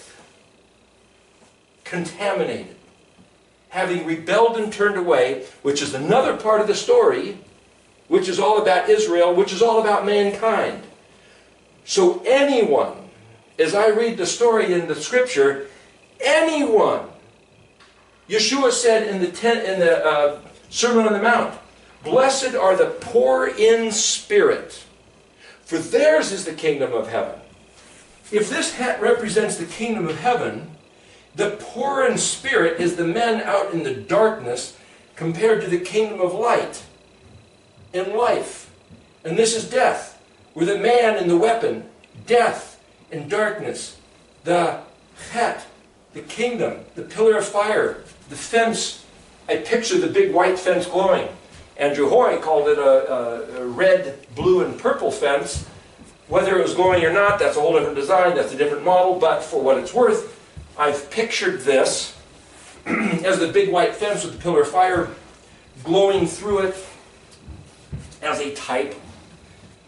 So that this was where Moshe says, I put before you life and death, blessing and cursing, and I urge you to choose life. And anyone who is out here and recognizes their despair, recognizes their poverty, recognizes their alienation from Elohim, their alienation from life, recognizes that they are doomed, both on earth and for eternity, can look at Yeshua being lifted up outside the fence. And he says, if I be lifted up, I will draw all men to me. And so you have this symbol of this other letter, Nun and Samech.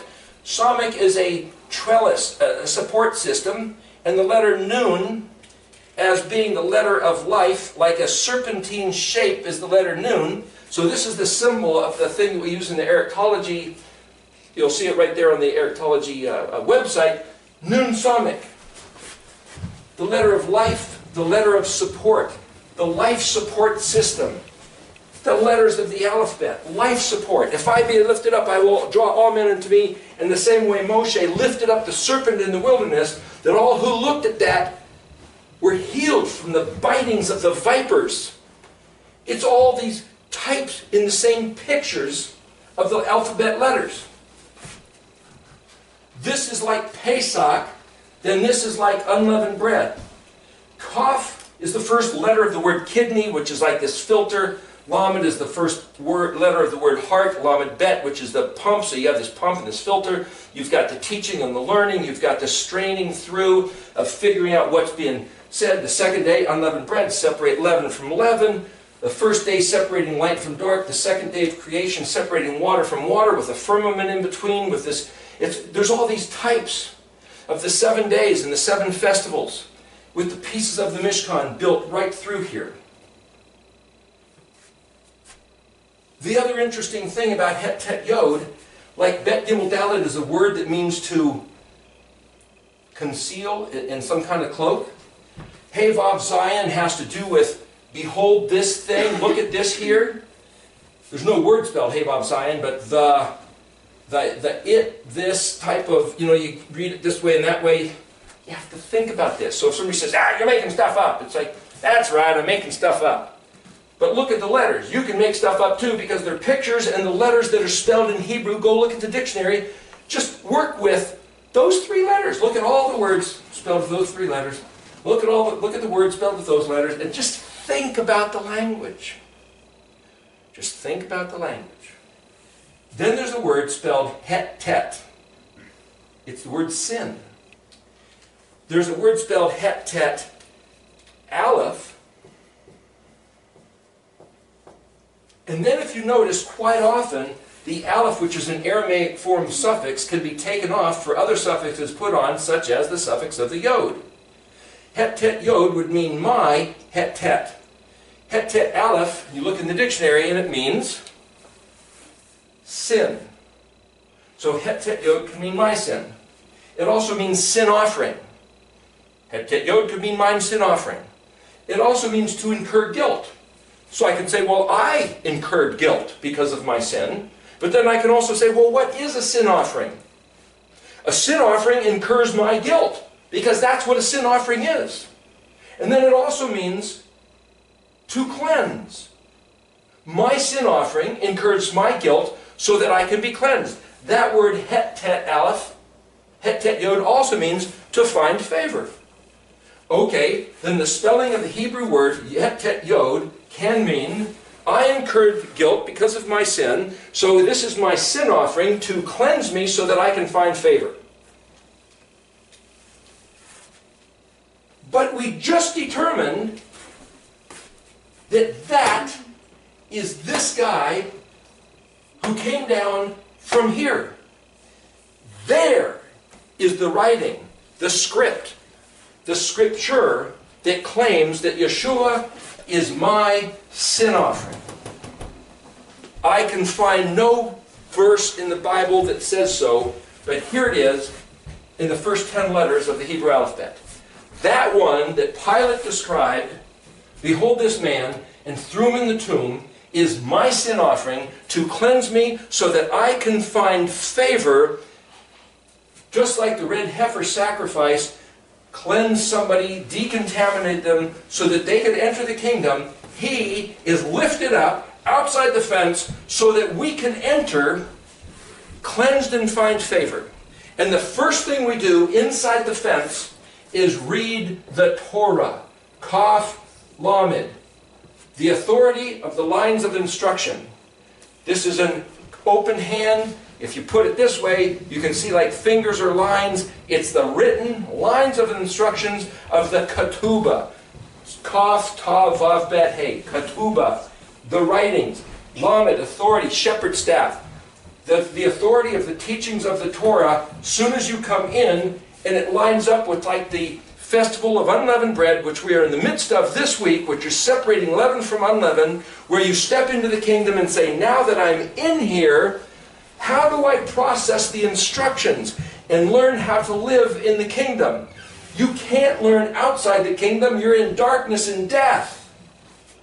You step inside the kingdom and then you learn the ways of the Torah, which include the festivals, the Sabbath day, eating clean, kashrut, kosher, thinking, not thinking, singing, what words, what... The whole thing is what you learn. Memnun. This would be unleavened bread, this would be Shavuot, which is 50 days of counting. Mem is 40, Nun is 50. There's 40 days of gestation in humans. 40 weeks of gestation. So just like the seed in the ground germinates and develops and puts up, it's ready at 50 days later for harvesting, so the festival of Shavuot is a picture that we come into His kingdom by choosing life, by looking at Yeshua lifted up. We learn the Torah, we take it to heart, and nurture that seed. Remember the parable of the sower? Yes. The seed falls on the good ground, and then it's nurtured and fostered and developed within you. A woman who gets pregnant is developing another human being to become another life. But when we take His seed in us, we become changed. We become unto eternity the creature, the new creature being born by that seed. It's like that seed is blending with us the same way that the seed of the Father was plugged into the womb of Mary to bring forth His Son. So we become, as it were, a model type of His Son by this type of virgin birth, not of the will of man, but of the will of the Spirit. So His seed of the Father's DNA, which is this very alphabet, as we've been showed, comes into our innermost being, and we nurture it to become His Son, which is the manifest, earthbound, in the universe, material, living one jumping out of his house, as it were. We become that new creature born of Him from the way we nurture His instructions.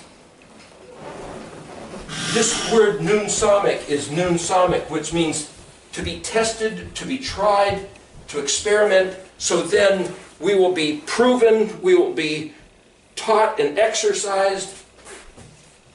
Samic is a picture of vine and branches. Yeshua said, I'm the vine, you're the branches. Bear fruit. Micah 6:8 lines up with Samic ayin pei. Do justly, love mercy, walk humbly with your him. Doing justly is like the vine bearing branches where we bear the fruit. That's the justice that we do with one another. Mishpat. The ayin is the fruit we bear being looked at and evaluated. Ways to measure. The measure you use will be measured to you. How are you dealing with one another? That's what's going to come back. What goes around comes back around. It's like the scales of balance, where He takes what we do and tests it, evaluates it. Just like you're at the produce stand and see, well, is this good stuff? Is it fit to eat? This lines up with Yom Teruah, Yom Kippur, Sukkot. Sukkot, the mouth, the pei, the open mouth. Singing, laughing, drinking, eating, laughing, praising. The mouth stuff of Sukkot, only rejoice. Ak Sameach, that's the command for that festival, that week-long festival. Shemini Atzeret, the one day after the 7 days, just like the inverse of the one day before the 7 days. So you got the bookends of the Moedim. Kaf through Zadi.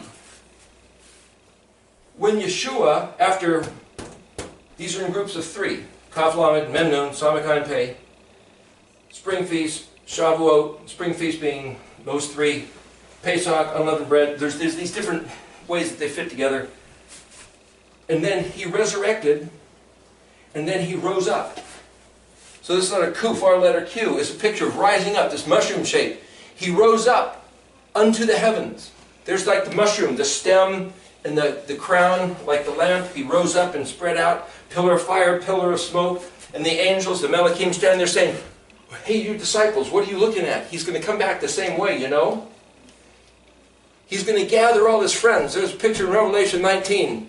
His hosts of the Zavot of heaven, the armies of heaven. And he's going to come back. Of course, in Revelation 19, we were looking the other day, and it didn't look like he was necessarily coming back at that time, but that's another story. The point is, there's this model picture of him returning Mount of Olives, like he said, and that's this picture of Kuf. The word spelled Resh Shin Tav literally is the word. Like this is a word, like that's a word, like that's a word, that's a word, this means all, this means from where or to come out of, this place. This is to branch and diversify, Samakai and Pei, like a manifold, like a header on a car. All these things mean things. Zadi Kuf means to pour out. Resh Shin Tav is a net, trap, or a snare. Aleph Resh Shin Tav is the word that means betrothed. Kuf is a picture like a sickle for harvesting. He said he's going to rise up, go prepare a place, come back as the exalted one in the sky on the white horse. Resh, the head man, not Ben Yosef, the suffering servant, the Vav man put to the weapon. Now he's going to come back with the weapon, El Shaddai, the sword coming out of his mouth, to slaughter his enemies and give rewards, the provider of all benefits, to those who look to him and hold to the testimony of the Torah and of Yeshua, his salvation, which is in this story. And he will gather his betrothed, like harvesting Kuf, harvesting his Aleph Resh Shin Tav, and take them to provide for them as he said he went to prepare a place. So as I'm telling the story, it's like, well, gee, I'm crunching and misaligning timeline perhaps, but those are the factors that fit in some type of sequential order to the things he talked about. So if I can say the Aleph is self-referential I, because words that start with Aleph, like Ani, Eti, Anoki, Ehyeh, all start with the Aleph, like the English words artist, author, archer, administrator.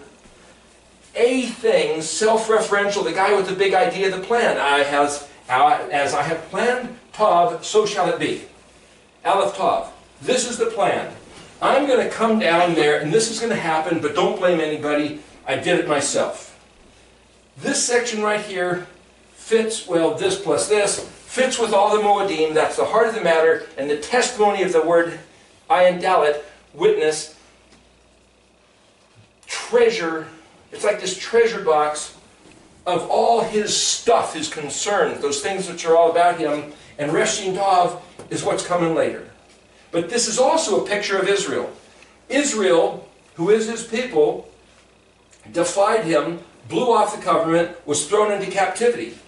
And after a time, when Israel comes back to the words, mouth, pei, zadi, coming back to the words, then Israel, according to this model that I see, will rise up and ascend to the position of Reshmen, where you get the word Russia, Russians, who are the noble, the big ones, the great ones,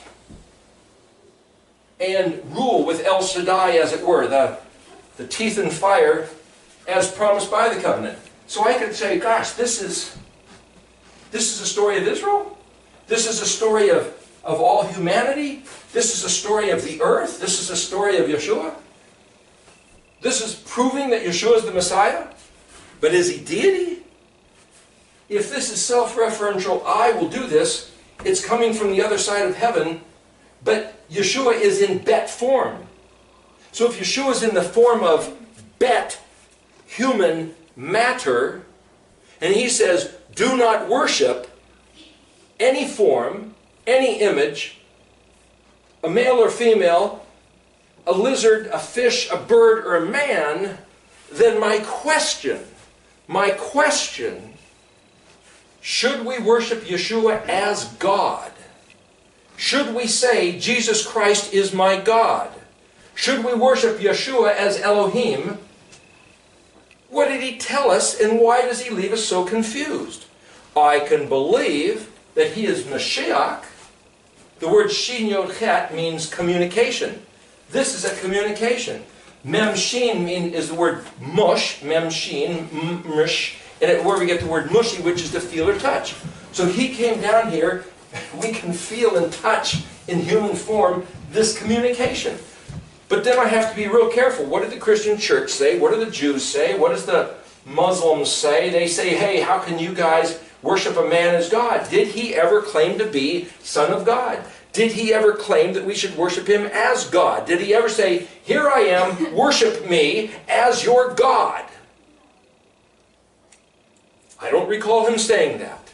But I do recall reading that he said, I am now going, after he rose from the dead, I am now going to my Father and your Father. I am now going to my Elohim and your Elohim. Did he relate to himself? He said his I am. Ahiye, Ehiye, Anoki, Ati, and Ani. There's 4 words that mean, or translated, I am. What does it mean? This is I am, and if he came embodied, but if he came embodied, we were told not to reference something in tangible form. Tangible form, we're not supposed to reference as our God. So the question is, could the Christian church perhaps have got this thing distorted enough that the Jews can't receive him as Messiah, and the Muslims refuse to acknowledge him as anything credible because he's the human God, or the God-man, and both those things are what you might call anathema, or absolutely cursed, to both those mindsets. Is this the problem? Is this why Christianity and Judaism, and even Islam to some degree, cannot regard Jesus Christ together? What I'm saying is, I'm not trying to proclaim doctrine, I'm trying to read his words. And if his words say, somehow I came from up there down here, and the one up there is the immaterial, invisible, non-corporeal Spirit, the Father that we call Father, who has this great passion of what he will do and what he will not do. And then Yeshua shows up, at least we know, he came from there, shows up in material form, and he says this, it's not my words. I only am speaking what the Father, I heard him saying. I'm only doing the things that the Father, I saw him doing. I came from up there in this form as a human to show you and speak to you and touch you. Worship the Father. But here's another interesting thing. Because, this is a little bit mysterious here, but because the Aleph is silent, and if the letter Aleph means immaterial and infinite, as soon as I draw the letter shape of an Aleph and call it Aleph, I've now defined it. So it's no longer Aleph, it's actually in Bet form. Because Bet is to put in form. So I can't even say Aleph without it becoming Bet. I can't even say Father without Father not being any more Aleph but becoming Bet. It's just, it's this weird thing, but it's embedded in the language. So if I reference the Creator, boom, that throws him into Bet. Is he really the Aleph? So that he made this word, that through this word, everything was made, including humans, so that if we look back through the word, we apprehend him who can't be apprehended except he created this word. So this word is like this glove that fits our hand perfectly so that we can comprehend and process with our being, our soul, our spirit, our whole being can figure and fit with what he provided by which to reference himself. This alphabet. But that's exactly what Yeshua is. Yeshua is one who came down like us, in our type, in our world, fit to us so that we can relate to him like a hand and a glove, the same way this alphabet. But I don't worship the alphabet as the Father, but I can look at these things as what the Father provided by which to reference him.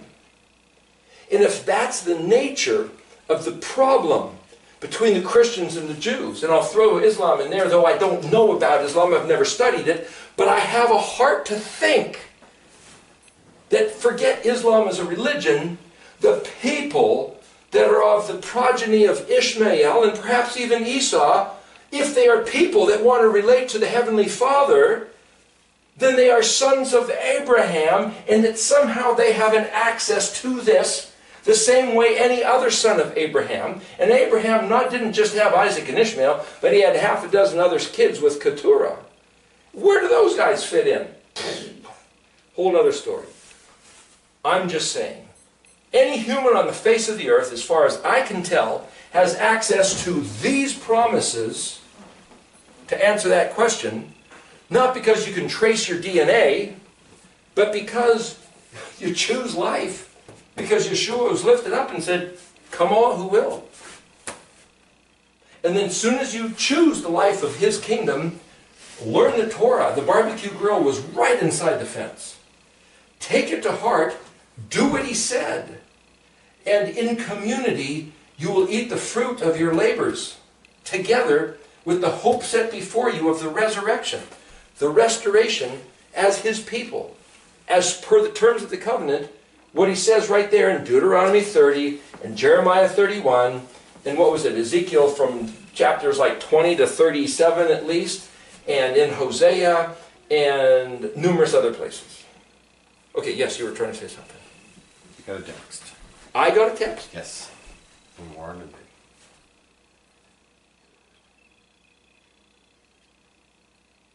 Oh, okay. Thank you. Was she doing bad?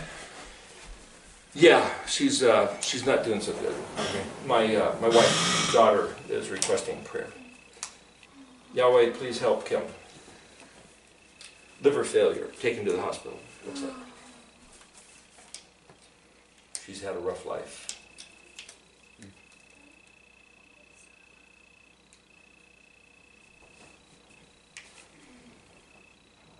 Tried to talk to her about these things, and she apparently cares nothing for them. But perhaps He can speak to her now. Yahweh, make your words, your way, your presence known to Kim, and give her another shot, please, at coming to you. B'Shem Yeshua. Somebody can spend their whole life turning away and not wanting to listen, but who knows what's happening in their heart. They put up a front, but who knows what's really going on. I have no idea what's going on. She has no testimony of acknowledgement, so we all have to stand in front of our Maker and give account for ourselves one day. She asked me not to speak to her of such things. So, here we are.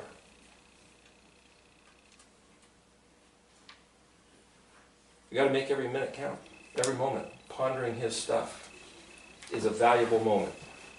Malachi 3:16.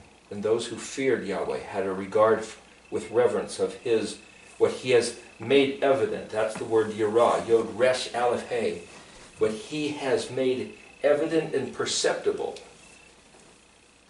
Maybe Kim has never had it perceptible, but she's responsible for such as was made known to her. To us who has these things made perceptible, that He's allowed us to see, we're responsible for how we deal with those things. So it says in Malachi 3:16 that those who feared Yahweh, which is to regard what He did make perceptible, spoke with one another, as we're doing here, and pondered His Shem, contemplated His stuff. Contemplated. Maybe somebody can show me an error in this? Maybe we could discuss this more. Maybe you could study it yourself and find more. But to ponder His stuff, He then, as we said earlier, called for a book of remembrance to be brought right there next to His throne and have our names written who take time to consider His name. And the word Shem is not just name, it's fame, renown, reputation, His stuff, which is all this stuff. He gave us the Moedim, Passover, unleavened bread, Shavuot, known as Pentecost, 50 days of counting, Day of Trumpets, Day of Atonement, Day of Tabernacles, Sukkot, and Shemini Atzeret, the 8th stoppage.